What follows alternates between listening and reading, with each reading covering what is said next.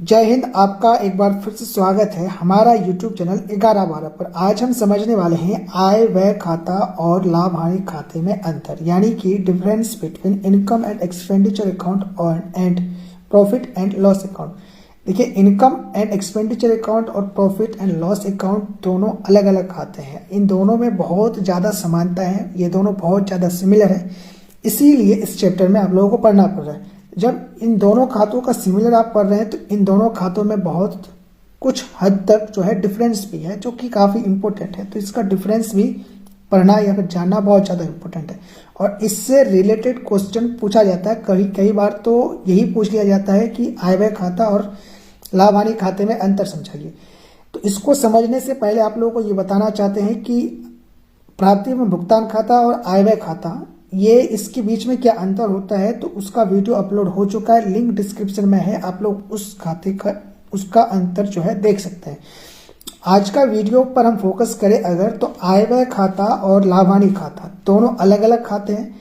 आय व्यय खाता जहां पर क्या किया जाता है कि गैर व्यापारिक संस्थाओं के द्वारा बनाया जाता है, जबकि लाभ हानि खाता जो है ये व्यापारिक प्रतिष्ठानों यानी कि व्यापारिक संस्थाओं के द्वारा बनाया जाता है। ये तो पहला अंतर हो गया कि ये गैर व्यापारिक संस्थाओं के द्वारा बनाया जाता है, ये व्यापारिक संस्थाओं के द्वारा बनाया जाता है। दूसरा अंतर यह है कि आय व्यय खाते का जो उद्देश्य है ये एक निश्चित अवधि के लिए अधिशेष या फिर कमी ज्ञात करना होता है।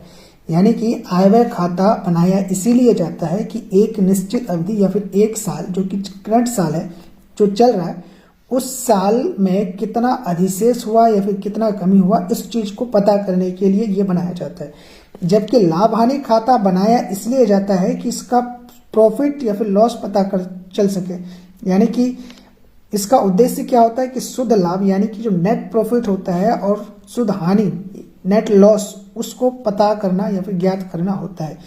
तीसरा अंतर आप लोग देख सकते हैं कि आय व्यय खाता के क्रेडिट शेष को व्यय पर आय की अधिकता और डेबिट शेष को व्यय की आय पर अधिकता कहा जाता है। यानी कि इसमें व्यय पर आय की अधिकता, व्यय की आय पर अधिकता पर आपको कंफ्यूज नहीं होना है।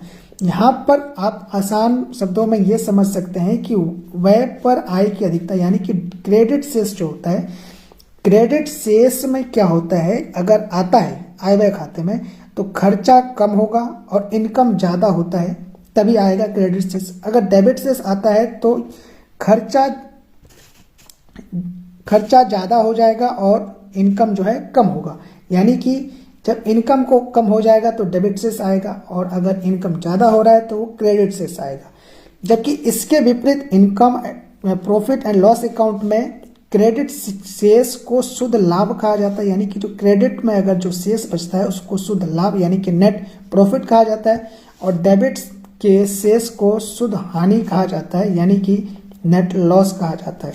ये तीसरा अंतर था। तो यहाँ पे आप लोग चौथा अंतर देख सकते हैं कि प्राप्ति एवं भुगतान खाता तथा अतिरिक्त सूचनाओं के आधार पर आय व्यय खाता बनाया जाता है।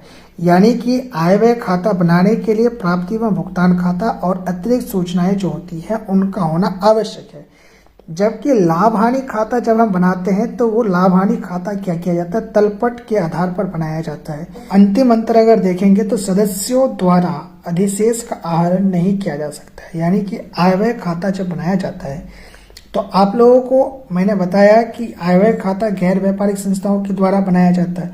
अब गैर व्यापारिक संस्थाओं के में बहुत सारे सदस्य होते हैं, तो जो भी उनका अधिशेष बचता है उस अमाउंट को जितने भी सदस्य हैं उनमें से कोई भी उस अमाउंट को अपने पर्सनल यूज के लिए विड्रॉ नहीं कर सकता है या फिर इस्तेमाल नहीं कर सकता है।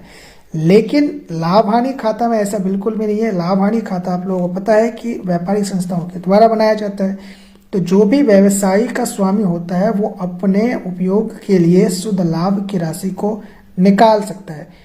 सो आई होप कि आप लोग समझ पाए होंगे। तो इसी तरह की वीडियोस के लिए लाइक करें और चैनल को सब्सक्राइब करें।